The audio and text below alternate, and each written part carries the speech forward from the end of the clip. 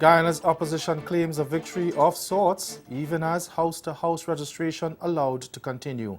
And in sport, a 31-man provisional squad announced for Guyana for the CONCACAF Nations League. I'm Ricardo Roberts, and this is Caribbean in 10 for Thursday, August 15th. I'll be back with the details after the break. Today we're in a world of electronic medical records that's very complicated. Then they were mostly written records, but anybody who's poured through thousands of medical records then or now recognizes that it's a daunting task. Yeah. Fetal monitor strips are relatively easy to look at, and we do things to try to make those clear to jurors. We have them animated like a cartoon, basically, so you can see the fetal monitor strip in real time. The moment she paddled out, everybody on the beach was just spellbound. Nobody thought it was possible. God gave me this passion to surf, and it wasn't like that passion had been taken too. How she's been able to adapt and be the powerhouse that she is, I don't know how she does it. She trained her butt off. It takes a lot of strength and willpower to get that one success.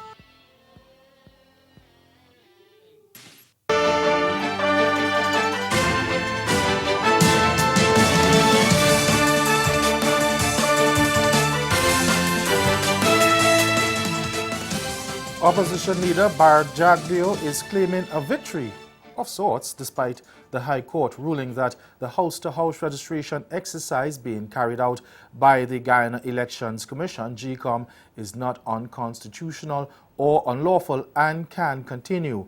Yesterday, Acting Chief Justice Roxanne George Wiltshire ruled in a challenge brought by attorney Christopher Ram that while the exercise is not mandatory, there is nothing wrong with it. But she also made it clear that GECOM could not operate as if it is in a normal election cycle, and it should examine other options to validate the voters list, including a period of claim and objections. The Chief Justice also stressed that GECOM cannot remove the names of persons from the National Register of Registrants, or the NRR, or the NNR, or the official list of electors.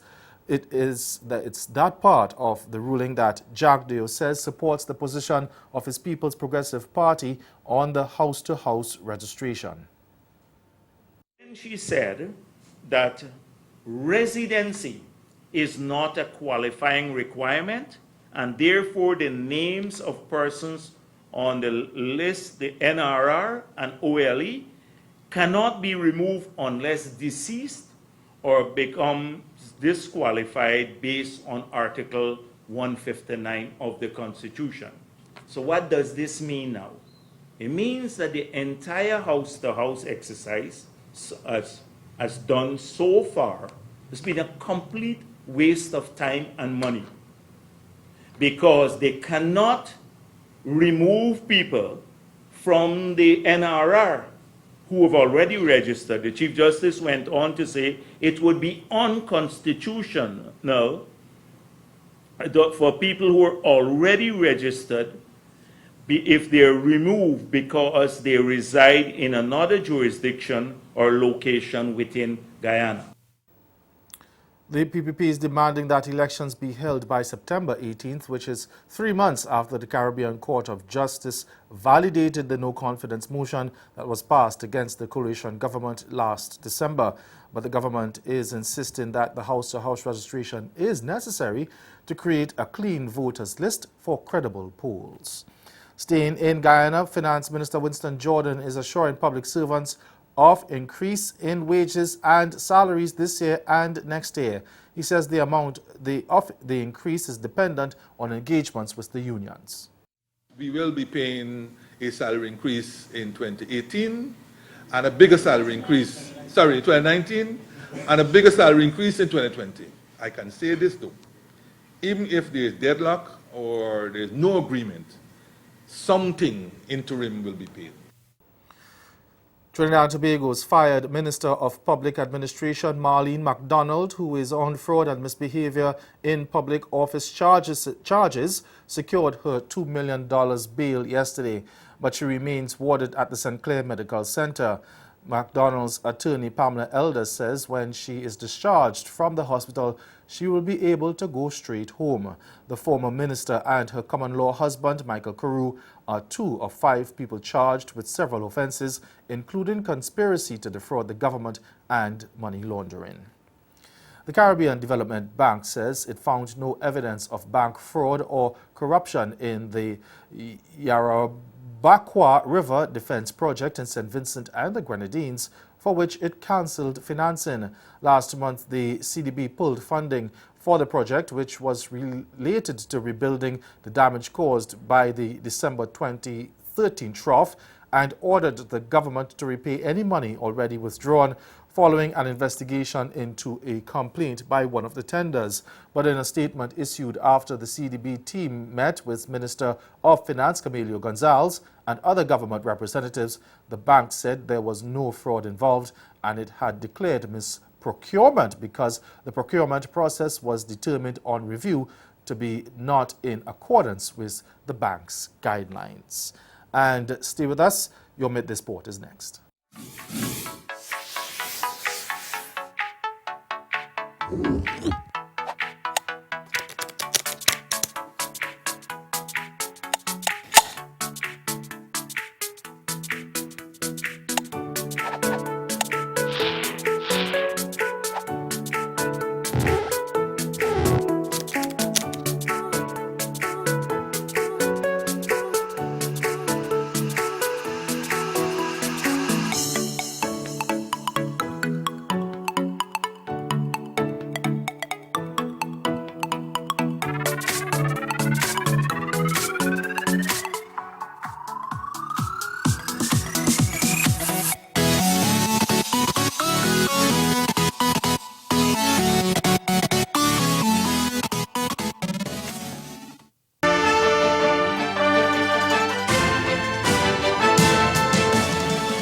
Guyana's Football Federation has named a 31-man provisional squad for next month's CONCACAF Nations League. HGP Stanford Howard has the details. The start of the CONCACAF Nation League in September-November window, a 31-man Guyana-based provisional squad has been selected to begin training this Thursday at the GFF's National Training Center, Providence. The squad would also include 4 goalkeepers, 11 defenders, 10 midfielders, and 6 forwards.